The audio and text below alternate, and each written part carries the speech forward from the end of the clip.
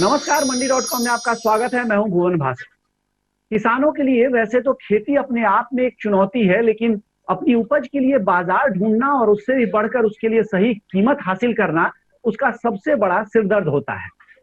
तमाम कृषि विशेषज्ञ, नीति निर्माता और एग्री मार्केटिंग के जानकार इस समस्या का प्रभावी समाधान ऑनलाइन मार्केटिंग में देख रहे हैं। और इसलिए जहां एक ओर भारत सरकार इलेक्ट्रॉनिक राष्ट्रीय कृषि बाजार यानी ई नैम को भविष्य का एग्री मार्केटिंग प्लेटफॉर्म बनाने की योजना पर काम कर रही है, वहीं दूसरी ओर एनसीडीएक्स जैसे कृषि कमोडिटी एक्सचेंज किसानों को ऑनलाइन वायदा बाजार से ज्यादा जोड़ने के लिए भी लगातार कोशिशें कर रहे हैं। निजी क्षेत्र के कई और खिलाड़ी भी इस दिशा में महत्वपूर्ण योगदान कर रहे हैं, लेकिन इन सब के बीच इन उपायों की व्यावहारिकता कितनी है, इसके फायदे क्या हैं, इसी बारे में आज हम मंडी.com में चर्चा करने वाले हैं। और इसके लिए दो बहुत ही खास मेहमान हमने अपने साथ कार्यक्रम में जोड़े हैं, उनसे आपका परिचय करा देते हैं। हमारे आज के पहले मेहमान हैं प्रवेश शर्मा। प्रवेश शर्मा भारतीय प्रशासनिक सेवा यानी आईएएस अधिकारी रहे हैं और एफपीसी और ई नैम दोनों की जो नोडल संस्था है एसएफएसी उसके प्रमुख भी रहे, और फिर सरकारी सेवा से त्याग पत्र देकर लगातार किसानों के साथ सप्लाई चेन दुरुस्त करने से लेकर कृषि क्षेत्र के दूसरे बहुत से अलग अलग पहलुओं पर काम कर रहे हैं। और आज के हमारे दूसरे मेहमान हैं वीरेंद्र कुमार, जो समृद्ध किसान एफपीसी के डायरेक्टर हैं और उज्जैन से हमारे साथ जुड़े हैं। आप दोनों का बहुत बहुत स्वागत है मंडी.com में।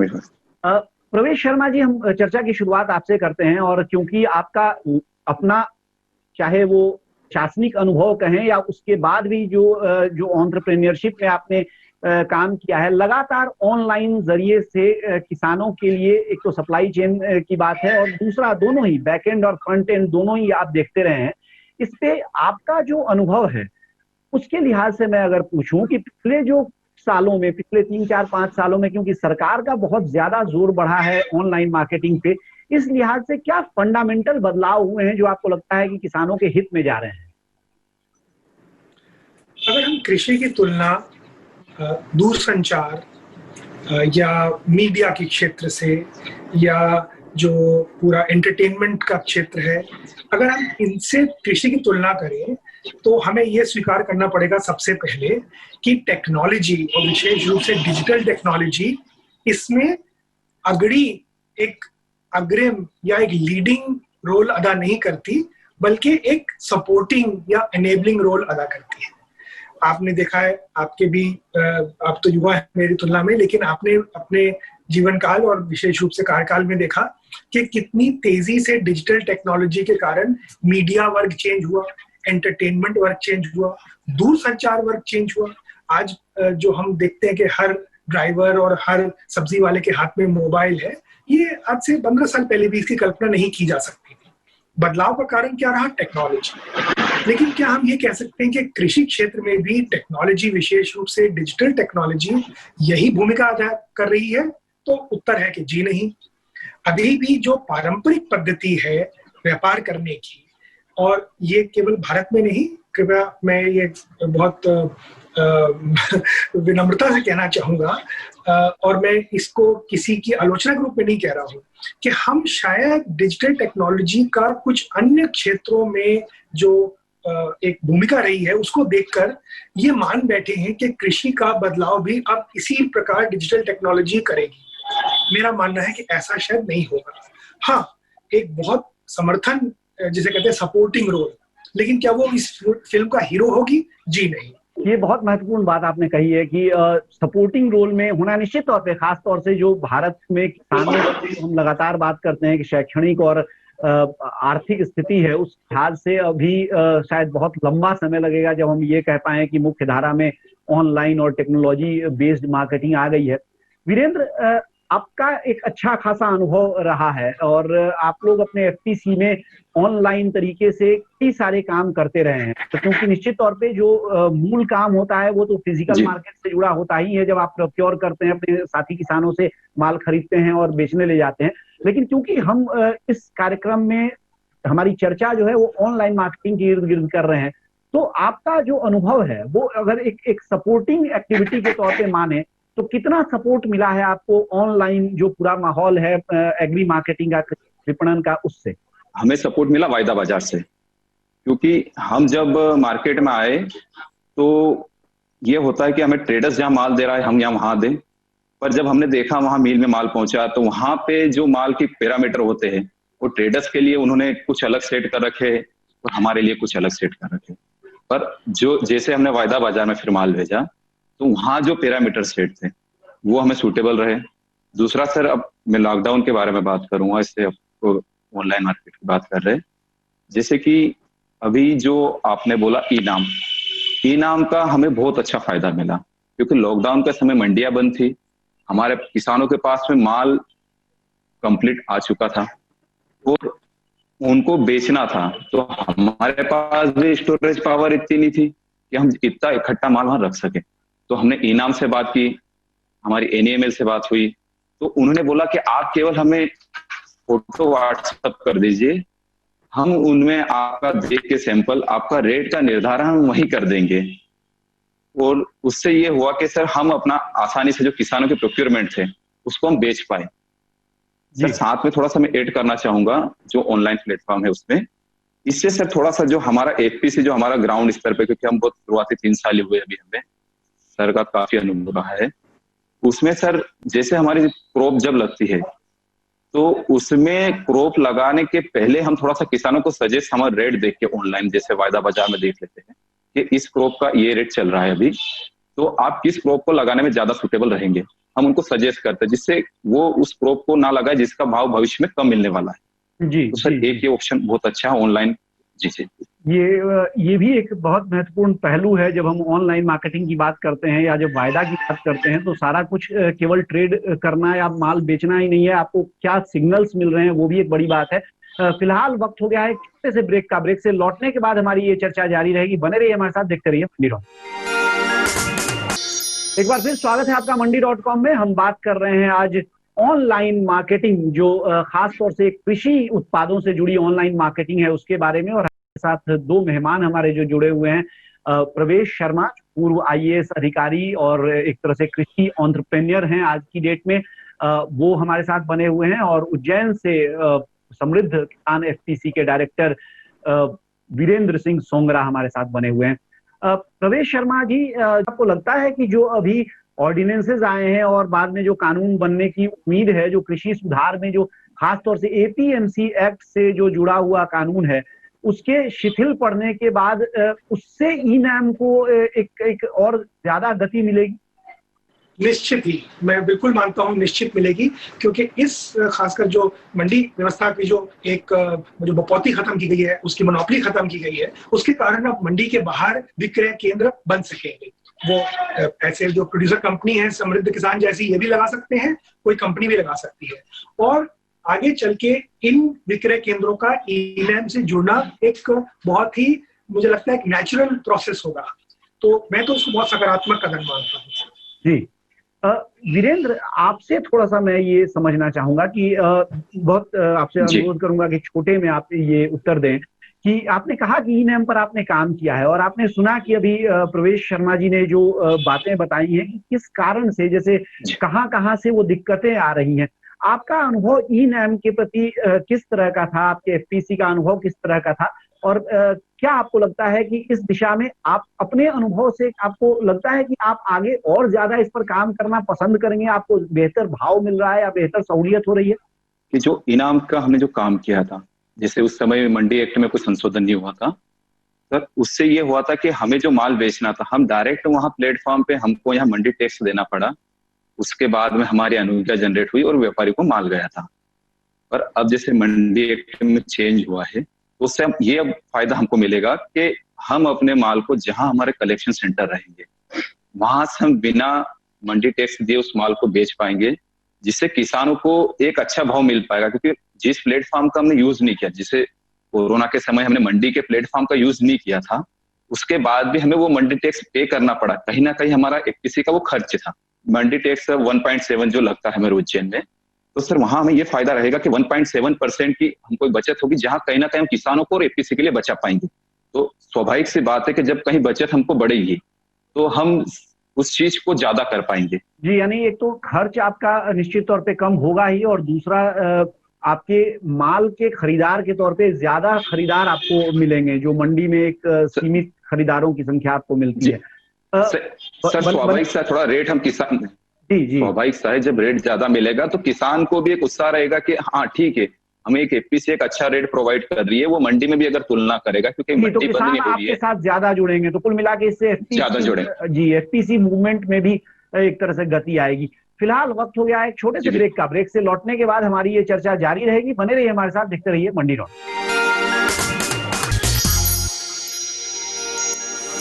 एक बार फिर स्वागत है आपका मंडी.com में। हम बात कर रहे हैं कृषि उत्पादों के विपणन से संबंधित और खास तौर से जो ऑनलाइन मार्केटिंग एवेन्यूज हैं, हमारे पास अवसर हैं जो ऑनलाइन मार्केटिंग के, उनके बारे में हम समझने की कोशिश कर रहे हैं। हमारे साथ दो मेहमान हमारे बने हुए हैं। प्रवेश शर्मा जी जो कि आईएएस ऑफिसर रहे हैं, एसएफएसी जैसे संस्थाओं का जिन्होंने नेतृत्व किया है कई वर्षों तक, और अब जो कि खुद भी एक एग्री एंटरप्रेन्योर है। और दूसरे मेहमान हमारे वीरेंद्र सिंह हैं जो कि उज्जैन से हमारे साथ हैं और जो प्रतिनिधित्व कर रहे हैं समृद्ध किसान एफपीसी का। प्रवेश शर्मा साहब, फिर से एक बार मैं आपके पास आऊंगा, और जैसे जो दूसरे सेगमेंट में हमने बात की ऑनलाइन मार्केटिंग की, जो पहले सेगमेंट में हम बात कर रहे थे उसमें एक और जो ऑनलाइन मार्केटिंग की एक मजबूत विधा जो है वो उसका जिक्र वीरेंद्र कर रहे थे, जो वायदा बाजार है। वायदा बाजार का कितना दखल आपको लगता है? खास तौर से मैं इसको आपसे एफपीसी के संदर्भ में बात करना चाहूंगा, क्योंकि एक अकेले किसान के लिए बहुत उसका रेलिवेंस नहीं है, प्रासंगिकता नहीं है, लेकिन क्योंकि भारत सरकार भी लगातार एफपीसी को लेके बहुत उत्साहित है, कई सारे हजारों नए एफपीसी नए बनाने का लक्ष्य है आगे आने वाले सालों में, तो इसे देखते हुए वायदा बाजार कितना उपयोगी हो सकता है किसानों के लिए? और जिस तरह से चीजें बढ़ रही हैं, आपको लगता है जो नए नए जिस तरह से सेबी के लगातार प्रयास से नए उत्पाद आ रहे हैं, नई चीजें जुड़ रही हैं, उससे कुल मिला के भारतीय कृषि जो परिदृश्य है उसमें एक सकारात्मक बदलाव आने वाला है? निश्चित ही जितने विकसित आप देखें देश हैं उसमें अगर कृषि विपणन का आप संपूर्ण परिप्रेक्ष्य देखें तो वादा बाजार उसका एक बहुत महत्वपूर्ण और सक्रिय अंग है, जिससे किसान को, जैसे अभी वीरेंद्र बता रहे थे, किसान को एक सिग्नल मिल सके कि इस जिन्स का आगामी फसल सीजन में क्या भाव, किस रेंज का भाव होगा, उसकी उपलब्धता कितनी होगी। लेकिन एक इसमें बहुत महत्वपूर्ण बात जो हम लोग कई बार भूल जाते हैं वो ये है कि कृषि विपणन का जो पूरा सिस्टम है वो एक दूसरे से बिल्कुल अभिन्न रूप से जुड़ा हुआ है। ये एक स्टैंड अलोन सिस्टम के रूप में नहीं देखा जा सकता कि मंडियां कुछ करें और वादा बाजार कुछ करें। जिन देशों में वादा बाजार को आप सबसे विकसित देखते हैं, चाइना बहुत बड़ा उदाहरण है, लेकिन ऑस्ट्रेलिया है, अमेरिका है, नॉर्थ अमेरिका में जो कनाडा और यूएस जैसे देश हैं, वहां पर वादा बाजार इसलिए इतना सफल और सक्रिय है क्योंकि जो प्राइमरी मार्केट्स है वो बहुत ही सुचारू रूप से चलती है, बहुत ही पारदर्शी रूप से चलती है। वहां पर प्राइस डिस्कवरी, वहां पर जो पूरी ऑक्शन की प्रक्रिया है वो बहुत ही पारदर्शी रूप से संपन्न होती है। क्योंकि जो प्राथमिक मंडियां हैं, प्राइमरी मार्केट्स हैं, वो सुचारू चलती है, इसलिए जो फिर टर्शरी टियर की, जो तीसरे स्तर की वादा बाजार, और हमारे वहां तो केवल अभी कुछ जिन्सों में ही वादा बाजार सक्रिय है, अभी तो बहुत सारी जिन्स बची हैं, तो पहले तो इन जिन्स की संख्या बढ़े, फिर जो नए कुछ कॉन्ट्रैक्ट के तरीके हैं, ऑप्शंस हैं, अभी शुरू हुआ है ऑप्शंस, फिर आगे फॉरवर्ड कॉन्ट्रैक्ट्स हैं। तो विकसित देशों में कई इंस्ट्रूमेंट्स किसान के पास चॉइस होता है, तो जिसका जो रिस्क एपेटाइट होता है, जिसकी जो सूट करता है, जैसे कि अब जब हम लोग थोड़े से कम उम्र में जब नौकरी जाते हैं तो हम इतना पैसा नहीं बचाते, हम खर्चा ज्यादा करते हैं, लेकिन जैसे जैसे उम्र बढ़ती है, परिवार की जिम्मेदारियां बढ़ती है, आप बचत बढ़ाना शुरू करते हैं, आप पेंशन योजना में पैसा लगाना शुरू करते हैं। तो इसी प्रकार से अलग अलग किसान के वर्ग के लिए अलग अलग प्रकार के इंस्ट्रूमेंट्स विकसित होना चाहिए, लेकिन पहल करनी पड़ेगी जो हमारी प्राथमिक मार्केटिंग सिस्टम है उसके सुधार में। उस दिशा में बहुत बहुत समय बाद अब कुछ पहल हुई है। हम पूरी आशा रखते हैं कि हम बात कर रहे हैं तो संसद का सत्र चल रहा है, ये जो अध्यादेश है इनको अब कानून के रूप में बदला जाना चाहिए ताकि एक मतलब विश्वसनीयता हो। अभी जो हम देख रहे हैं कि जो खासकर व्यापार वर्ग है, जो कॉर्पोरेट वर्ग है, उसमें बहुत रुचि है बैकएंड पे किसानों से खरीदने के लिए। हम स्वयं, हमारी छोटी सी कंपनी है, लेकिन हम 10 एफपीओ के साथ मध्य प्रदेश में प्रोक्योरमेंट सेंटर इस खरीद में चलाने का प्लान बना रहे हैं और बहुत बड़ी बड़ी कंपनीज उन प्रोक्योरमेंट सेंटर से खरीदी के लिए आगे आ रही हैं। अगर ये कानून बन जाता है, मुझे पूरा विश्वास है कि आगामी वर्षों में जैसे हमारे समृद्ध किसान के साथी हैं, ऐसी प्रोड्यूसर कंपनीज के साथ कॉर्पोरेट्स मिलकर ये सिस्टम को बनाएंगे। और जब आप देखेंगे प्राइमरी प्रोक्योरमेंट का और प्राइमरी मार्केट्स का सुधार होगा, तो ये जो हमारी फ्यूचर्स बाजार है ये और विकसित हो सके। जी प्रवेश जी, आपने जो पूरी बात कही उसमें एक आपने लाइन ये भी बताया कि जो वायदा में ऑप्शंस का एक नया उत्पाद आ रहा है और मध्य प्रदेश में जो कई एफटीसीज के साथ काम कर रहे हैं, आपने शायद जो उन्हीं एफटीसी में से एक एफटीसी है जिसने पहली बार ऑप्शन पे कुछ कारोबार भी किया है, इसके बारे में थोड़ा संक्षेप में अगर बता सकें क्यों ऑप्शन ऐसा, क्योंकि वायदा बाजार में वायदे का काम तो हो ही रहा है वर्षों से, तो ऑप्शंस के आने से किसानों के लिए क्या ऐसा कुछ नया बदलने वाला है या कुछ नया, कुछ किसानों को नई सुविधा इससे मिल सकेगी?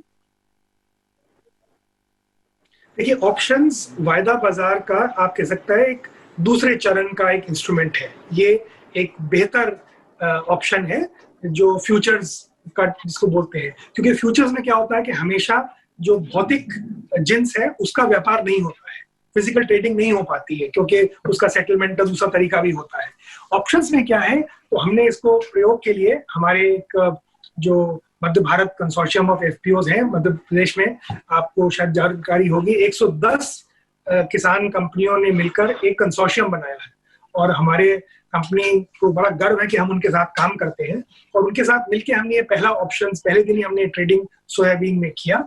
तो एक 10 टन का खरीदी का जो एक रादर बेचने का मध्य भारत में हमारी कंपनी को एक बेचा और वो ऑप्शन जो है उन्होंने एक दाम फिक्स कर दिया कि जी हमको इस तारीख को 2 महीने बाद इस दाम पर हम इसको बेचना चाहते हैं। अभी माल नहीं आया है पर उन्हें ऑप्शन ले लिया। उसके बाद हमने आगे जिसको बेचना है हमने उसमें अपना थोड़ा प्रॉफिट रखकर 10-20 रुपए प्रति क्विंटल हमने एक आगे का ऑप्शन लिया।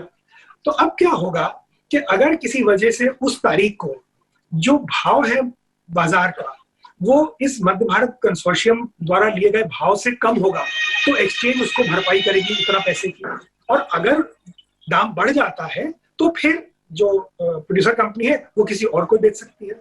सो एक प्रकार से आप ये कह सकते हैं कि दोनों ने अपनी रिस्क हेजिंग कर ली है, उन्होंने अपनी जोखिम को इसमें से निकाल दिया है। जो लक्ष्य उन्होंने रखा है दाम का, वो लक्ष्य अगर उनको मिल जाता है तो बड़ी अच्छी बात है, और अगर वो लक्ष्य दाम नहीं मिलता है तो एक्सचेंज उसकी भरपाई करेगी। मैं समझता हूँ ये एक बहुत ही ऐतिहासिक पहल है और ऑप्शंस मुझे लगता है आगे जाकर खासकर प्रोड्यूसर कंपनीज के लिए बहुत ही सार्थक एक इंस्ट्रूमेंट साबित होगा। और हम कोशिश कर रहे हैं कि जो मध्य भारत कंसोर्शियम की 110 कंपनी है उनमें अधिकांश सदस्यों के पास इसकी जानकारी पहुंचे। जी वीरेंद्र, ये जो वायदा की बात हम लगातार कर रहे थे और इनफैक्ट आप ही इस कार्यक्रम में वायदा की बात को लेके अब पहले आए, तो वायदा में जो ये ऑप्शन का जैसे प्रवेश शर्मा सर ने अभी बताया है, आपको क्या इसकी जानकारी है और क्या आपको लगता है आपके एफपीसी के लिए कितना उपयोगी ये हो सकता है या इस तरह के उत्पाद हो सकते हैं? हाँ सर, बहुत ज्यादा उपयोगी है हमारे लिए ऑप्शन का सर, बहुत हमें फायदा मिलने वाला है। उसके लिए मैं एक उदाहरण से आपको बताना चाहूंगा। जो पिछले साल का जो हमारा अनुभव रहा है, हमने सोयाबीन में ट्रेड किया था। हमने जो सोयाबीन लगती है उसी समय जुलाई के समय एक 3600 का लाट हमने बुक किया था सोयाबीन का। सर जो पिछले साल सीजन रहा है तो उसमें क्या रहा है कि बारिश की वजह से क्रॉप पूरी तरह डैमेज हो चुकी थी और उस समय रेट बढ़ के सर 3900 और 4000 के लगभग हो गए। तो हम उस अगर रेट को लेके जाते तो लगभग हमारा 300 से लेके 400 रुपए का नुकसान हो रहा था। हमने सोचा फिजिकल डिलीवरी का ऑप्शन हमारा इससे खत्म हो रहा था कि हम उसके माल के जो पैरामीटर होते हैं वायदा बाजार के उसको हम पूरा नहीं कर पा रहे थे। अगर उस समय अगर ऑप्शन की उपलब्धता होती तो हम उस एक छोटा सा प्रीमियम देके जो भी उस समय लगता उस हम देके वहां से हम बाहर हो सकते थे। वो केवल हमारे प्रीमियम का नुकसान होता था, ये 300-400 रुपए का हमारा नुकसान बच जाता। तो सर मैं ये कहना चाहता हूँ कि जो ऑप्शन का यहाँ आया है अब अपने वायदा बाजार में, ये बहुत बढ़िया रहेगा, क्योंकि यहाँ सबसे बड़ी आजादी ये कि अगर आपको लग रहा है कि आपका भाव बढ़ गया है तो आप किसी भी प्लेटफॉर्म पे आप अपना माल बेच सकेंगे या मंडी में बेच सकेंगे, जिससे जो हमारा नुकसान है उसको कहीं ना कहीं कम किया जा सकेगा। जी वीरेंद्र, बहुत बहुत शुक्रिया आपका, और प्रवेश शर्मा जी आपका भी बहुत बहुत शुक्रिया हमारे साथ कार्यक्रम में शामिल होने के लिए और ये सारी बातें हमारे दर्शकों से साझा करने की। हम बात कर रहे थे कृषि विपणन में, यानी जो एग्री मार्केटिंग है उसमें ऑनलाइन जो माध्यम है उसकी कितनी भूमिका है और कितनी भूमिका आगे हो सकती है। इस सारे कार्यक्रम में हमारे साथ दो मेहमान प्रवेश शर्मा और वीरेंद्र सिंह शामिल हुए उज्जैन से। और मंडी.com में आज इस चर्चा से अब मुझे दीजिए इजाजत, लेकिन बने रहिए हमारे साथ, देखते रहिए डीडी किसान, क्योंकि डीडी किसान पर कार्यक्रमों और समाचारों का सिलसिला जारी। आपकी राय हमारे लिए बहुत महत्वपूर्ण है। आप हमारे टोल फ्री नंबर पर कॉल कर सकते हैं और अपनी राय दे सकते हैं। साथ ही आप ईमेल के जरिए भी हमें अपनी राय दे सकते हैं। हमारा ईमेल पता है ncdexmandi@gmail.com।